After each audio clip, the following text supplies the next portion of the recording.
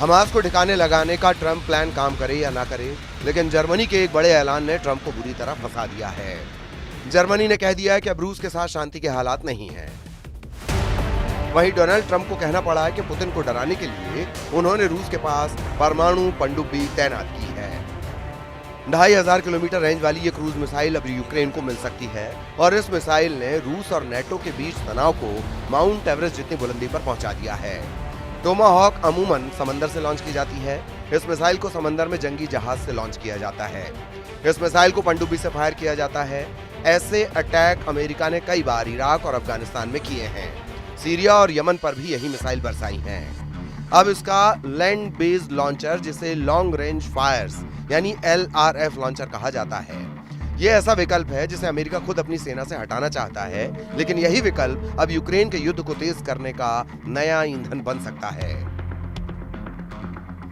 America के उपराष्ट्रपति JD vents ने कहा है कि ज़ेलेंस्की की टोमाहॉक वाली डिमांड पूरी करने पर बात चल रही है। अगर ऐसा होता है तो समझ लीजिए कि यूक्रेन और रूस के युद्ध में ऐसे शोले भड़केंगे कि फिर ये जंग किसी भी वक्त वर्ल्ड वॉर में तब्दील हो सकती है।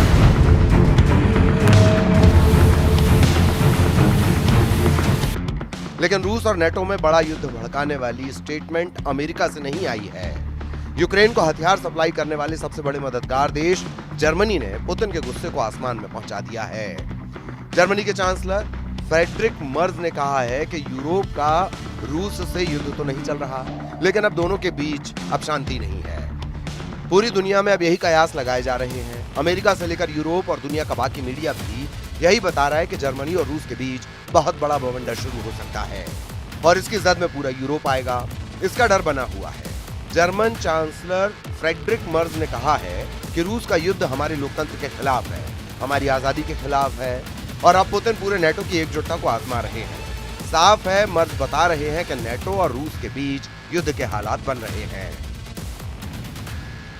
जर्मनी का हैम्बर्ग फ्रीगेट डेनमार्क पहुंच गया है। डेनमार्क में यूरोपीय संघ की शिखर वार्ता के दौरान बड़ा खतरा रूस बन गया। डेनमार्क को डर है कि रूस के ड्रोन घुसपैठ करेंगे, यूरोप को चैलेंज करेंगे। डेनमार्क को पहले ही ड्रोन घुसपैठ की वजह से अपने हवाई अड्डे बंद करने पड़े। यही वजह है कि 5800 टन का ये फ्रीगेट, जो SM-2 मिसाइल डिफेंस और हार्पून एंटी शिप मिसाइल से लैस है, उसे जर्मनी ने डेनमार्क की राजधानी कोपेनहेगन के बंदरगाह पर पहुंचा दिया है। डेनमार्क में यूरोपीय संघ की मीटिंग के वक्त रूस के ड्रोन खतरा बन चुके हैं। इस दौरान 47 सदस्यों वाली यूरोप की पॉलिटिकल कम्युनिटी भी डेनमार्क में मिलेगी और जब यहाँ यूरोप के बड़े बड़े लीडर होंगे तब डेनमार्क की हवाई सुरक्षा बहुत बड़ी चुनौती है। यही वजह है कि डेनमार्क के प्रधानमंत्री मेटे फ्रेडरिक्सन बहुत परेशान हैं। डेनमार्क के PM मेटे फ्रेडरिक्सन का कहना है कि कई दिनों से मैं अपने कई यूरोपीय सहयोगियों के संपर्क में हूँ। मैंने जर्मन चांसलर, ब्रिटिश प्रधानमंत्री, हमारे पड़ोसी देशों स्वीडन और नॉर्वे के प्रधानमंत्रियों और फिनलैंड के राष्ट्रपति से बात की है। मैं नेटो महासचिव से भी लगातार बातचीत कर रही हूँ। अब हम नेटो सहयोगियों से इस मुद्दे पर लगातार बातचीत कर रहे हैं कि वो डेनमार्क की कैसे मदद कर सकते हैं ताकि हम अपने हवाई क्षेत्र की बेहतर हिफाजत कर सकें। डेनमार्क की प्रधानमंत्री कह चुकी हैं कि नॉर्वे, पोलैंड और रोमानिया के बाद अब उनका देश खतरे में है, क्योंकि इन तीनों देशों में ड्रोन वाली घुसपैठ के बाद अब यही पैटर्न डेनमार्क में भी दोहराया गया है। मतलब साफ है कि रूस पूरे पूर्वी यूरोप को दबाव में लाना चाहते हैं। जर्मनी ने पुतिन को भड़काने वाला एक और कदम उठाया है। जर्मनी के रक्षा मंत्री बोरिस पिस्टोरियस ने लिथुआनिया जाकर रूस को आमने सामने के युद्ध के लिए ललकारा है। जर्मन रक्षा मंत्री ने कहा कि बाल्टिक देशों को बचाने के लिए उनका देश तैयार है और जर्मनी इस इलाके में रूस को मुंहतोड़ जवाब देगा। इसके लिए लिथुआनिया में 2026 तक जर्मनी के 2000 सैनिक तैनात रहेंगे। जर्मनी ऐलान कर रहा है कि पुतिन से रिश्ते अब युद्ध नहीं, लेकिन युद्ध से कम वाले भी नहीं है। वहीं ट्रंप का टोमाहॉक वाला दांव पुतिन के गुस्से का इम्तिहान लेना चाहता है। सवाल है कि क्या डोनाल्ड ट्रंप और उनकी वॉर टीम किसके खिलाफ सबसे बड़े युद्ध की तैयारी कर रही है, क्योंकि दुनिया में कई वॉर जोन एक्टिव हैं और डोनाल्ड ट्रंप को महसूस हो रहा है कि अब उन्हें वॉर जोन में उतरना ही होगा। क्या ट्रंप रूस के खिलाफ युद्ध लड़ेंगे? क्या ईरान के खिलाफ सेना उतारेंगे? क्या यमन के टुकड़े कर देगा अमेरिका? या फिर चीन के खिलाफ बड़ा मोर्चा खोलने जा रहे हैं डोनाल्ड ट्रंप? बहुत बड़ा सवाल है कि अक्टूबर में ट्रंप क्या करने जा रहे हैं। फिलहाल डोनाल्ड ट्रंप ने एक सिग्नल यूक्रेन वॉर जोन को लेकर दिया है। ट्रंप ने कहा कि वोलोदिमीर ज़ेलेंस्की रूस के खिलाफ जीत सकते हैं, अपने खोए हुए इलाके वापस हासिल कर सकते हैं। इधर अमेरिकी राष्ट्रपति ट्रंप का दावा है कि यूक्रेन के पास मौका है। मैं देख रहा हूं कि रूस क्या कर रहा है। मैं रूस और राष्ट्रपति पुतिन से बेहद असंतुष्ट हूं। मुझे ये बिल्कुल पसंद नहीं। वो बिना किसी वजह के लोगों को मार रहे हैं। ये देखते हुए कि उन्होंने अपना सब कुछ दांव पर लगा दिया है, वो बहुत बुरा कर रहे हैं। पुतिन से लड़ने के लिए फ्रांस ने पहले ही अपनी शुरुआती तैयारी कर ली है।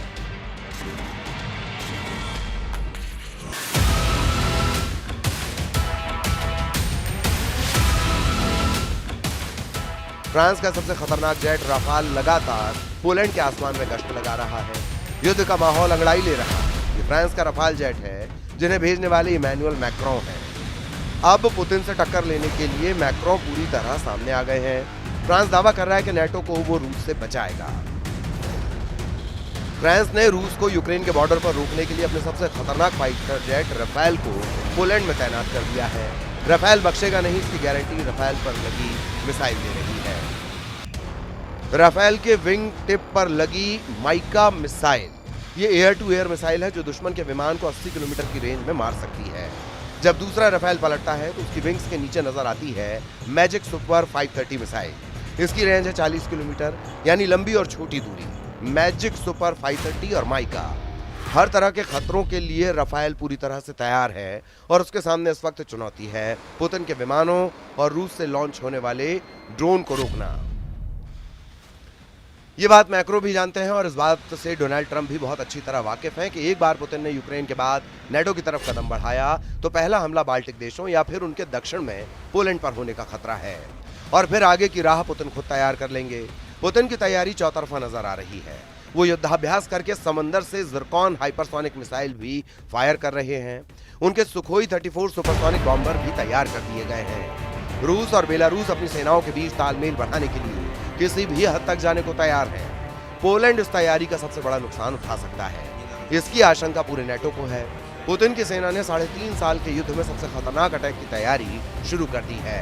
रूस इस बार यूक्रेन पर नहीं बल्कि नेटो पर सबसे बड़े हमले के लिए खुद को आजमा रहा है, क्योंकि अमेरिका और नेटो ने भी रूस को दबाने में कोई कसर बाकी नहीं रखी है।